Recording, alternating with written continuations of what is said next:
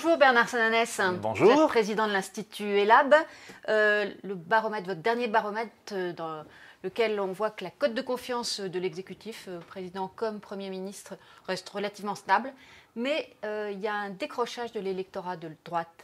C'est un vrai décrochage? Alors c'est un décrochage qu'il faudra mesurer sur une période, mais le signal effectivement est important, moins 8 points dans l'électorat de droite, parce que effectivement cette relative stabilité, moins 1, cache, comme toujours, il faut regarder derrière les chiffres, des disparités assez intéressantes. La première, vous l'avez dit, c'est ce recul dans un électorat de droite qui émet des critiques sur la gestion, notamment par l'exécutif, du conflit des retraites ou du conflit des gilets jaunes. On voit dans, vous savez, ces verbatims, ces phrases que les personnes interrogées ajoutent à leurs commentaires pour dire eh bien, Emmanuel Macron a trop laissé pourrir la situation, ça manque de professionnalisme. Voilà, on le voit un peu. C'est le principal reproche qui est fait. Oui, dans cet électorat de droite, à l'inverse, il y a plutôt une remontée. On va dire que le socle électoral du premier tour d'Emmanuel Macron, lui, reste solide. Celui notamment une petite remontée parmi les classes moyennes, qui peut être un signal positif. Effectivement, alors vous savez que l'exécutif a un problème, c'est qu'il affirme, et les économistes aussi, qu'il y a des résultats économiques, de premiers résultats à sa politique, et que pour l'instant, dans l'opinion, il n'en est pas crédité.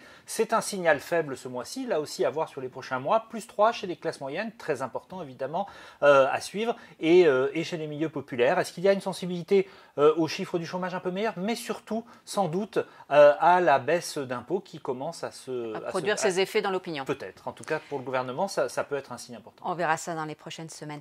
Alors, effectivement, vous parliez de ce socle de 31%. On peut parler de véritable socle et de se projeter un peu, évidemment, pour la présidentielle, ou tout ça est quand même très, très fragile? Écoutez, aujourd'hui, c'est vrai qu'on voit depuis un an, finalement, la cote de confiance de l'exécutif évolue dans un intervalle qui est entre 27 et 32%. Finalement, comme si l'opinion s'était figée en 3 tiers. Il y a un tiers de soutien, un peu moins d'un tiers aujourd'hui pour le président de la République, 31% exactement. Un tiers de personnes qui sont en défiance, qui n'ont pas confiance dans l'exécutif, et un tiers qui est, lui, passé depuis longtemps dans l'hostilité. On le voit dans la proportion de ces personnes qui disent ne pas faire du tout confiance à Emmanuel Macron ou au Premier ministre. Et entre ces 3 tiers, effectivement, ça ne bouge pas beaucoup. Mais ce qui peut se passer, c'est qu'il y ait finalement une petite érosion de ce socle électoral, une partie sur la droite qui peut-être à un moment va reprendre un peu quelques forces, peut-être également sur un courant écologiste, on va en parler, qui s'installerait. Ouais. Donc pour Emmanuel Macron, se dire que ce socle est une assurance tout risque pour la qualification au second tour, c'est aujourd'hui, en tout cas aujourd'hui, prématuré. On parle un peu de la majorité, elle a été assez chahutée cette semaine. Elle est reçue mardi à l'Élysée, les députés.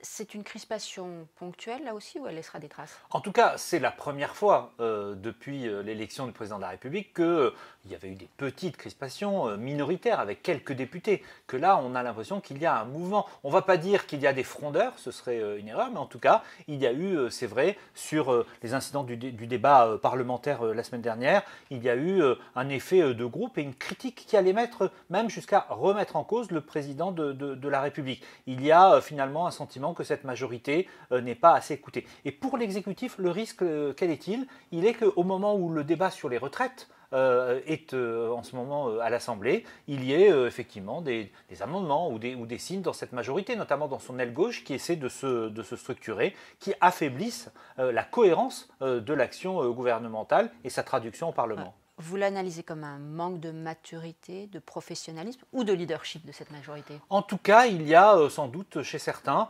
le sentiment que finalement Emmanuel Macron n'est pas infaillible et qu'aujourd'hui ils ont un espace pour une critique. Alors, quand on connaît un peu l'histoire politique, on sait bien qu'à cette période-là du mandat, c'est quelque chose qui s'est déjà classique. François Hollande notamment, c'était à son paroxysme, a eu ses frondeurs. Mais en même temps, pour ces parlementaires, et je raccorde ça avec le baromètre dont on vient de parler, il ne faut pas se tromper, le socle d'Emmanuel Macron, lui, il reste solide autour du président. Ce n'était pas le cas pour François Hollande. Dans l'électorat de François Hollande du premier tour, au moment où il y avait les frondeurs disaient « Regardez, votre électorat ne vous suit plus ». Aujourd'hui, ce n'est pas le cas pour le président de la République. Pour Emmanuel Macron. Édouard Philippe, s'il est élu au Havre, il est totalement conforté, il deviendra intouchable?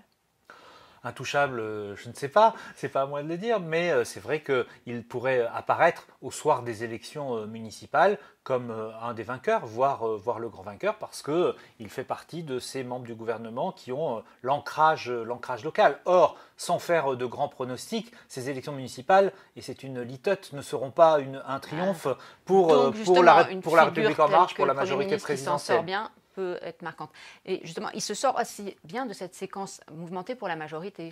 Oui, alors redisons-le, l'exécutif est à un niveau assez faible de confiance. Moins d'un Français sur 3 fait confiance aux deux têtes de l'exécutif. Donc ce n'est pas un bon chiffre. Mais c'est vrai qu'après ce conflit qui a duré longtemps, il n'y a pas eu d'effondrement de la cote de popularité. Pourquoi? Pour une raison. C'est parce que, encore une fois, le cœur électoral a tenu, même si ce mois-ci, il y a des signes de faiblesse à droite, pour Emmanuel Macron, mais aussi, puisque vous m'interrogez là-dessus, pour le Premier ministre. Le vote vert, le vote écologique, 2 tiers des Français, d'après toujours Elab, 2 tiers des Français trouvent que l'exécutif n'en fait pas assez pour le climat. Oui, c'est intéressant. Vous savez, il faut remettre ça dans la prise de conscience très forte à laquelle nous assistons depuis plusieurs mois des enjeux économiques et environnementaux. À ce titre, 2019 a été une véritable année de bascule dans l'opinion internationale, mais c'est vrai, on l'a beaucoup mesuré dans l'opinion publique française. Et face à ça, il y a bien sûr une attente d'action collective. Le citoyen sait bien que la responsabilité, la réponse, il ne peut pas l'attendre que de l'État. Il attend aussi les entreprises, il attend les associations et il sait aussi qu'il a un rôle individuel à jouer dans cette transition. Mais on voit bien que par rapport à l'acte 2 annoncé du quinquennat, qui était à la fois social et environnemental, c'était le discours de politique générale du Premier ministre, pour l'instant, l'opinion est, on va dire, pour le moins sceptique, voire critique. Elle trouve, dans tous les électorats, c'est intéressant, même dans l'électorat d'Emmanuel Macron de 2017, que l'exécutif n'en fait pas assez. L'exécutif a du mal à traduire son discours en actes en matière environnementale. 3 Français sur 5 jugent par exemple que la conférence citoyenne pour le climat n'est pas utile. Oui, vous savez, il y a un doute, un scepticisme, j'allais dire, vis-à-vis de la politique. Et donc ce débat accrédite, pour ceux qui attendent des actes, l'idée que finalement, en politique en général, on parle beaucoup mais qu'on n'agit pas assez. Et puis il y a sans doute dans une partie des citoyens que nous interrogeons la trace du grand débat. Ce grand débat, finalement, a été plutôt réussi, mais n'a pas marqué pour sa sortie des annonces. On peut même dire que les principales annonces de l'exécutif vis-à-vis du conflit des Gilets jaunes avaient été faites en décembre 2018 par le président de la République, plutôt qu'à la sortie du grand débat. Donc il y a sans doute cette trace... Grand débat, grand blabla. C'est vous qui l'avez dit. Cette trace, effectivement, elle produit ses effets encore aujourd'hui. Oui, il y a ce scepticisme, encore une fois, et puis il y a une attente très forte, notamment, l'attente, elle est dans toutes les catégories, dans toutes les classes d'âge, avec des intensités différentes. Elle est particulièrement forte chez les jeunes, et on voit, ça peut se traduire pour les élections municipales. Et on le voit, les candidats, quelles que soient les villes, ou même repeignent leur programme en vert.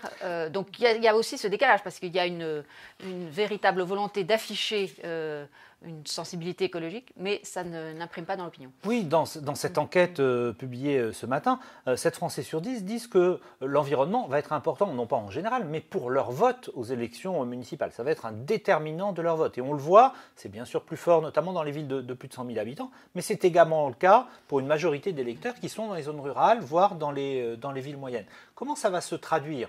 Est-ce que ça va pousser encore plus les listes écologistes? Est-ce que ça va leur permettre, dans certaines grandes villes, d'arriver en tête au premier tour et de recomposer un espace politique, particulièrement un espace qui était plutôt à gauche? Finalement, ce serait aussi un signe d'alerte pour les anciens partis de gauche que d'être devancés dans beaucoup de villes par la liste vert. C'est en tout cas l'espoir de Yannick Jadot.